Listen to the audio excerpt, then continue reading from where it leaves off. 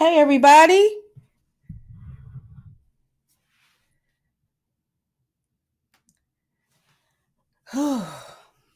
What a weekend. What a weekend. Move this over, get a little closer to you.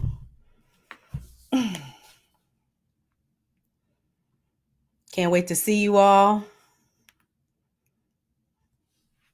Can't wait, can't wait.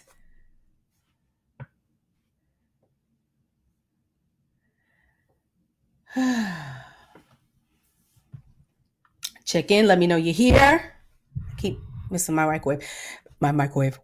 My microphone. So, you know what's interesting is that Facebook Live has changed their setup. So I'm used to looking at people on this side, but now they're on this side.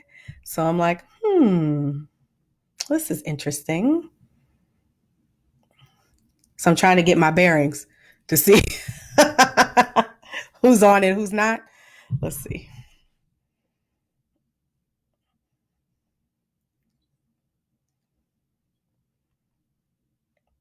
Let me see if I can get, because I'm looking to see if anybody has joined. Let me see. This is new to me, new settings and everything. Let me see. There you are. What's up, Blue? I see you. My virtual assistant is up. Whew. Okay. I'm finally together. I'll wait for a couple of more of you. I'll set my timer. Can you hear me?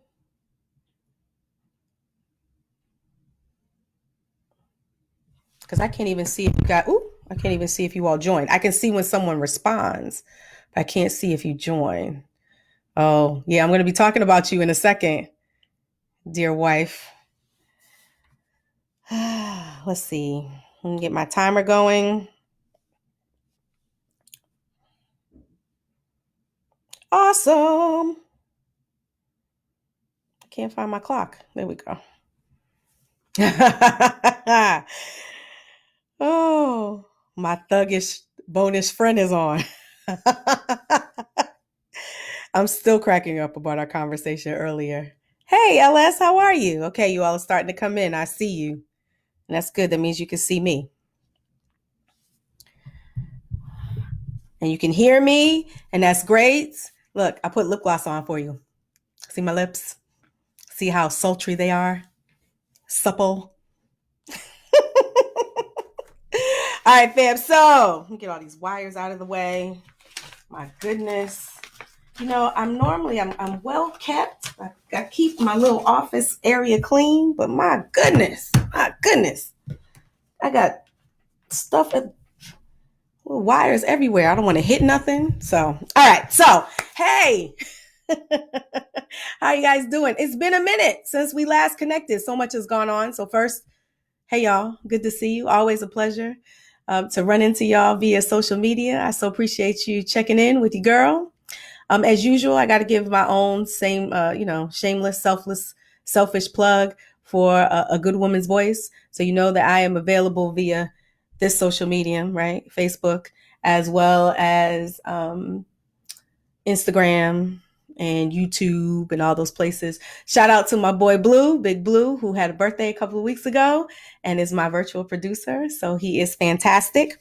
So I'm going to talk about all the stuff I want to talk about. First, why I've been absent. So I think most of you know the last time I was on, I was recovering from the flu. So I had the flu. I was out, knocked out. And then after I recovered, the babies got sick. So the daughter got sick. Actually, they both got sick at the same time, the daughter and the baby. But he recovered quicker than she did. She had a fever, couldn't get it out. Took her about a week. So we had to take care of that. And then it was the husband's birthday. So he had a birthday, hit the milestone, 50. So happy birthday to my darling. And then a week later, the baby had a birthday. So he also hit a milestone. He is now double digits. So he had a sleepover, which, if I do say so myself, not to toot my own horn, but toot toot, beep beep. It was an epic sleepover. They always have a good time. So all of that was happening, and then the Rona came. You know, we as Black people, we always give nicknames to things, not to be limited to, excluded to infectious diseases. Yeah. Yeah. You know it as Corona V19, otherwise known as coronavirus, otherwise known as Rona. That's what we call her in the hood. Some of y'all don't know that because some of y'all don't live in the hood, but that's what we call her. So I'm going to tell you how all this started in my house, the hysteria that happened in my home. So let me first say this. Before I start talking about what was going on in my house, I want you to know, seriously, I do not take lightly some of you that are still dealing with this face on, civil service, um, those of you in the medical field. I have family that is in EMT, police, fire. I have friends that are that are doctors and nurses. I have family members that are in senior facilities who can't be visited right now because they're in the high risk population. So by no means am I taking lightly what you're going through, because I know that you are people who work in public transportation, who have to work in retail. This is affecting everybody. So my prayers to you, because I know the God I serve is in the miracle making business. So I'm always thinking of you, know that I'm praying for you. I'm just talking about what's going on in my crazy household. Just what's happening in my house. Okay. Because there's a lot happening. So I'm going to start with, I got wind about 2 weeks ago. A friend of mine, who shall remain nameless, who is, listening as we speak, looking as we speak, called me and said, hey, know some people in the CDC, and you should start getting your non-perishable items now. That was 2 weeks ago. Go get your stuff now. Right? Okay. I listen. I got friends. All right. I listen. I'm not ignorant. I don't balk at that stuff. When somebody calls you personally and says, go get your stuff, I went and got my stuff. So I went and now we don't have problems with toilet paper in this house. There are 5 people in this house. I always have lots and lots and lots of toilet paper and paper towels. So that's not an issue. I didn't go hunting for paper towels and toilet paper. I went and got, the black eyed peas, the rice, the graham crackers, the pancake mix. I went and got that stuff. Nuts, mixed nuts, tuna fish. I went and got stuff like that. Tomato sauce. Stocked up on that. Graham crackers. I told the husband, when I got that information, this person called me personally. I got the information and I said, listen, go to the store. Go to the store. Here's a list of items to get. The husband laughed at me. He did. You're always overreacting, blah, blah, blah, blah. And the only reason why he said that is because one time when the daughter was a really, really, really little baby, she was, it was literally about 13 years ago, there were tornadoes coming through the area, and I made him go get a red bin with lantern and flashlights and baby food, put all this stuff in there. We went to the basement with the little futon mattress over our head because I was scared. Because I had never been in a place that had tornadoes. Okay. So he's going from that 13 years ago. That's where this is coming from. But we were safe. Okay. We were safe. I had an execution exit strategy. I did. Right. Now the Rona is coming. I'm just doing what I was told. Right. Go get the black eyed peas. Right. He makes fun of me. All right. That was 2 weeks ago. Last week, it starts to get a little real up in here, right? So now it starts with me getting a cough. Now, remember I told you I had the flu. My cough came back, little dry cough. The husband, who's a bit of a pessimist, has been watching CNN, MSN, C-SPAN, everything, Dr. Oz, whatever, right? So he's a little shook, a little bit. He's like, hey, I need you to go check that cough. I was like, okay, but I'm sure it's nothing. I don't have any other symptoms. I didn't go out of the country. I don't have a fever. I think it's just the remnants of, me being sick. just a little cough. By Wednesday, this was like Monday. By Wednesday, old boy was like, if you don't go to the doctor, he threatened me with the D word. Yeah, the D word. Divorce. Not the other D word.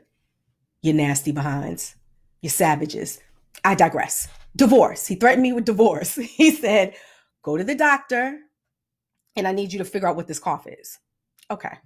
So I go to the doctor. I make an appointment. I tell him that the husband is making me come to the doctor. I don't have any feelings. I'm cool. I'm going to the doctor. I go to the doctor. Sure enough, The doctor says you're fine, lungs are clear, just hit your inhaler a little longer. You're going to be okay. Allergy season, blah, blah, blah. Okay. Report that to the husband. Next day. So, now he's starting to pay attention, and he's like, well, I think that we should really build our immune system up. We need to go get some fresh fruits and vegetables. We need to go make sure that we have all, Tylenol and all this other stuff. And what is it? Elderberry, right? Elderberry, a little sweet. We need to make sure we stock up on that stuff because it's going to hit. Okay, fine. So I let him go to Walgreens, get whatever you want to get. That's fine. Next day, so we're starting to hear rumors that perhaps they're going to shut down the public school system here. Our kids go to public school and charter schools. So we're starting to get wind that may occur, right?